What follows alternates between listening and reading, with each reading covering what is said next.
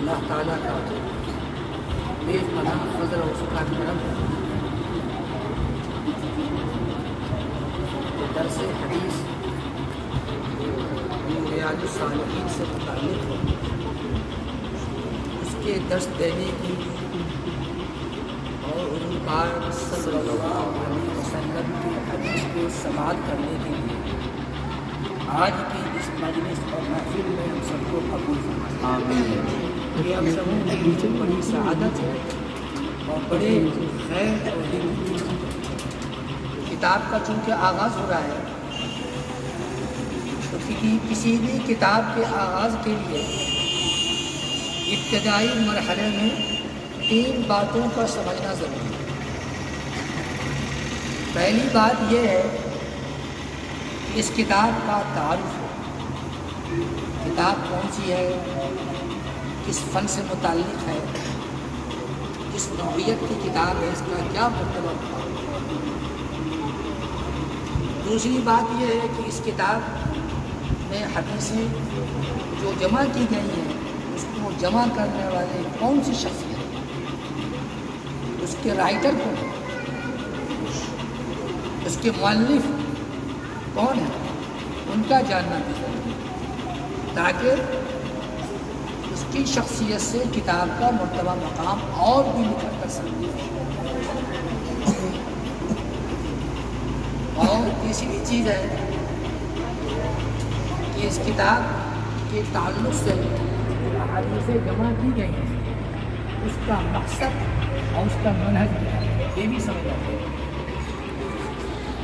کتاب کا بہت پیارا نام ہے، کتاب کا نام ہے ریاض الصالحین۔ آپ حضرات طالبات ہیں، ریاض یہ روضتوں کی جگہ اور اس کے معنی آتے ہیں باغیچہ کے، کیاری کے۔ کاشتکار لوگ جب باغ لگاتے ہیں تو اس میں چھوٹے چھوٹے پودوں کو بھی اگانے کی ضرورت پڑتی ہے، تو اس کی افزائش کے لیے اور اس پودوں کو اپجانے کے لیے تھوڑی سی جگہ کو ہموار کیا جاتا ہے اور اس میں پانی اور عکاشی کیا جاتا ہے اور کیاری بنائی جاتی ہے، اس کو بولتے ہیں روضہ، اس کی جمع ہے ریاض۔ یہ بھی سمجھنا چاہیے کہ لفظ کے معنی کبھی حقیقی ہوتے ہیں، کبھی مجازی ہوتے ہیں اور کبھی کنائی ہوتے ہیں۔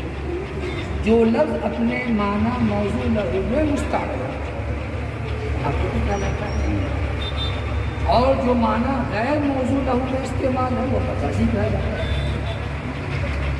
تیسری صورت یہ ہے کہ جو لفظ حقیقی یا مجازی معنی میں استعمال ہونے کے ساتھ کسی خاص نقطے کی طرف اشارہ ہے تو وہ معنی کنائی ہوتا ہے۔ لغوی معنی اس کے باغیچہ کیاری کی اور اس کے معنی ریاض کے معنی جسمانی ورزش کے لیے، جسم کی صحت کے لیے،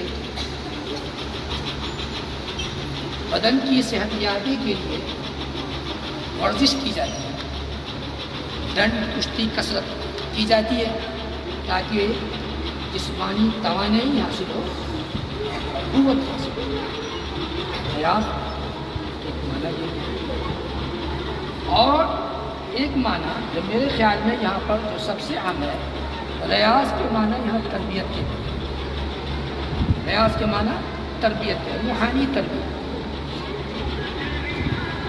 اور صالحین یہ صالح کی جمع ہے، اور صالح اس انسان کو کہا جاتا ہے جو پابند شریعت کا پابند، جس کے اندر تقویٰ اور صلاح ہے۔ صالح بننے کے لیے 3 چیزیں ضروری ہوتی ہیں، چاہے وہ مرد ہو یا عورت۔ پہلی چیز ہے کہ وہ جو بھی نیک کام کرے اس کا حد درجہ اہتمام کرے، پہلے۔ دوسری چیز ہے اس کام کو اہتمام کے ساتھ انجام دیتے ہوئے رسول اللہ صلی اللہ علیہ وسلم کی سنت کے مطابق۔ اور تیسری چیز جو اصل غرض اور مطلوب ہے تو اللہ کی رضا۔ تو جو انسان دین کے کام کو، شریعت کے کام کو اور دیگر امور کو اہتمام کے ساتھ کرے، رسول اللہ صلی اللہ علیہ وسلم کی سنت کے مطابق کرے، اللہ کی رضا کے لیے کرے، ایسے شخص کو صالح، اور اس کی جمع صالح۔ کیا مفہوم نکلا؟ نیک لوگوں کی تربیت، روحانی تربیت۔ عربی کا شعر ہے، احب الصالحین ولست منهم لعل اللہ یرزقنی الصلاح۔ میں صالحین سے محبت کرتا ہوں، تعلق رکھتا ہوں، ان کو دوست بناتا ہوں تاکہ مجھ کو بھی اللہ تبارک و تعالیٰ صالحیت عطا کرے، تقویٰ طہارت عطا کرے۔ اور غالباً اس کتاب کے نام سے اس حدیث کی طرف بھی اشارہ ہو سکتا ہے جو مشہور حدیث ہے، القبر روضۃ من ریاض الجنہ او حفرۃ من حفر النار۔ قبر جو ہے انسان کے مرنے کے بعد اس کا پہلا مقام برزخی زندگی، تو یہ جو ہے جنت کے باغوں میں سے یا جنت کی کیاریوں میں سے یا جہنم کے گڈھوں میں سے کرتا ہے، اس طرح بھی اشارہ ہو سکتا ہے۔ آپ حضرات کو اللہ تبارک و تعالیٰ حج کی سعادت حاصل کریں گے۔ آپ حضرات مدینہ تشریف لے جائیں گے تو مسجد نبوی سے جانب شمال ایک مخصوص جگہ، اس جگہ کا نام ہے ریاض الجنہ۔ اس جگہ جس کو 2 رکعت نماز پڑھنے کا موقع مل جائے گا اس کا بڑا خوش نصیب والا سعادت ہے۔ جنت کے ٹکڑے میں سے ہوگا، اب جو جنت میں داخل ہوگا وہ جنت میں داخل ہو سکتا ہے نہیں سکتا۔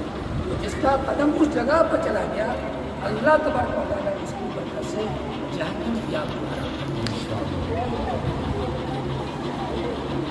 تو یہ سب اسی معنی اور مفہوم کی طرف اشارہ ہو سکتا ہے۔ جس طرح حج کے دوران ہمیں ریاض الجنہ میں عبادت کی توفیق مل جائے، یہ بڑی سعادت ہے۔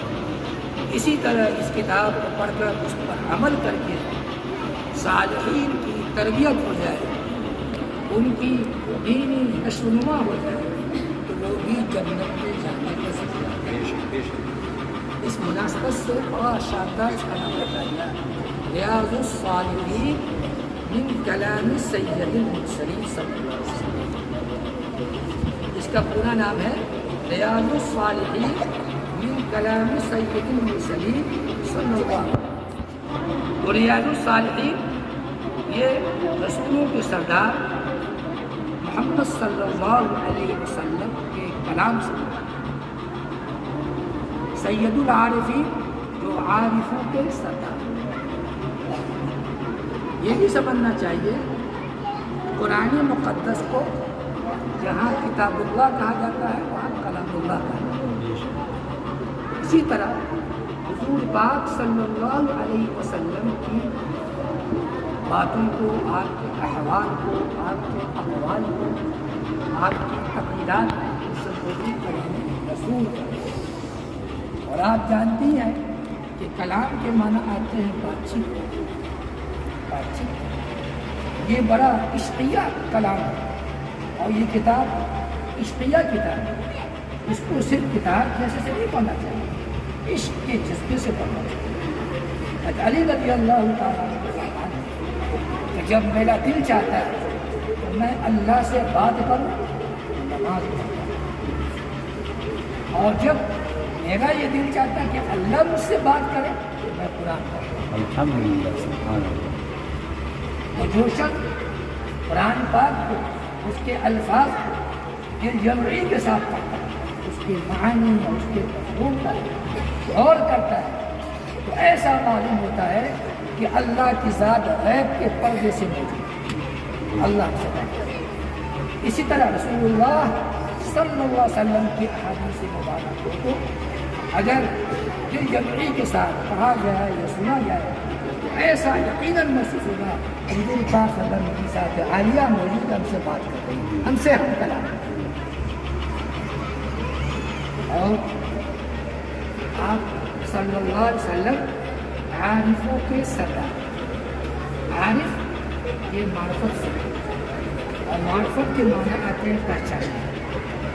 دینی اصطلاح میں معرفت کے معنی ہے اللہ کو پہچاننا اور اپنے شعور کو اس طرح بیدار کرنا، اتنا بیدار کرنا کہ خالق اور مخلوق، عبد اور معبود کے درمیان گہرائی کے ساتھ اللہ تبارک و تعالیٰ کی پہچان حاصل۔ تو یہ شعوری طور پر دریافت کرنے کا نام ہے، شعوری طور پر، یہ کوئی اسرار چیز نہیں ہے۔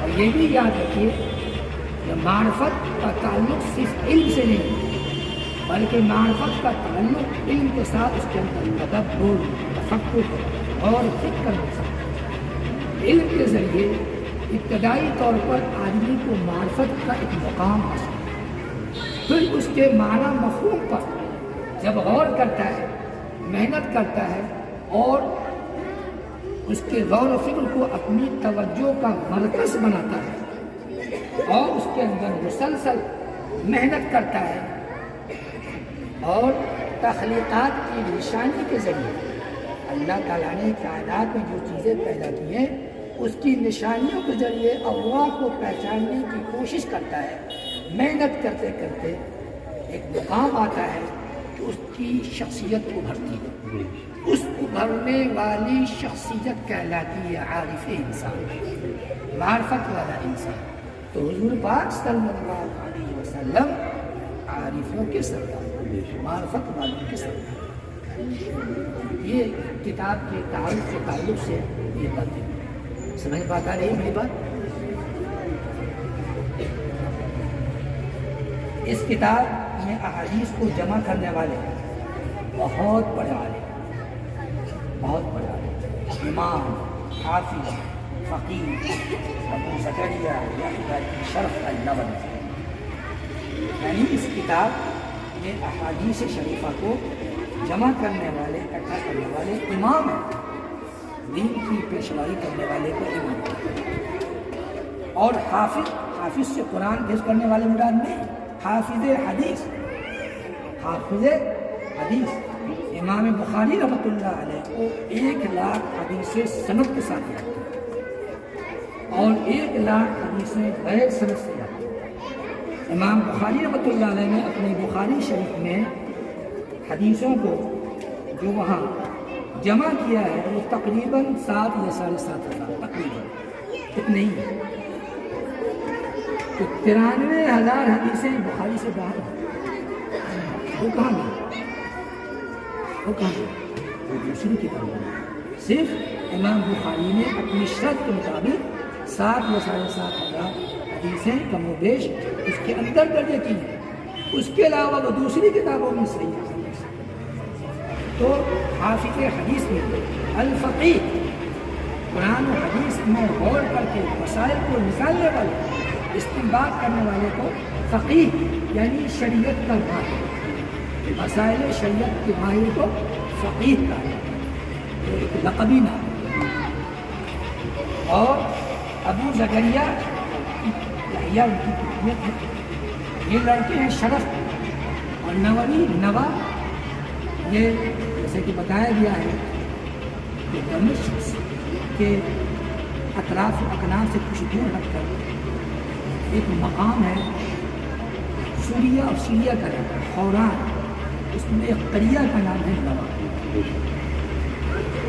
ان کے جانے نسبت کرتے ہوئے نووی کا نام ہے۔ اس کتاب کی طباعت کی جو سعادت حاصل ہوئی، کتاب میں امام ہاشمی شیخ اور یہ مکتب احسان مجموع سے اس کی اشاعت ہوئی ہے، لیکن اس کا بیگا اس میں کچھ اور بھی ہے۔ بہرحال یہ اس کی ابتدائی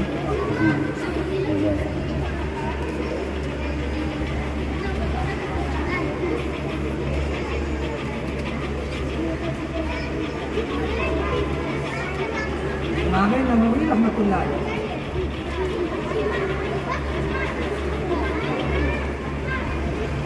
تھوڑا سا ان کی شخصیت کو بھی جاننا چاہیے. امام نووی رحمۃ اللہ علیہ کے حالات کے تحت آپ سن لیں اس کا مفہوم. یہ درس میں شامل نہیں ہے. یہ مزید معلومات کے لیے امام کا مرتبہ و مقام ہے، اس کو جاننا چاہیے. جیسے کہ آپ کا نسب نامہ ذکر کیا گیا ہے،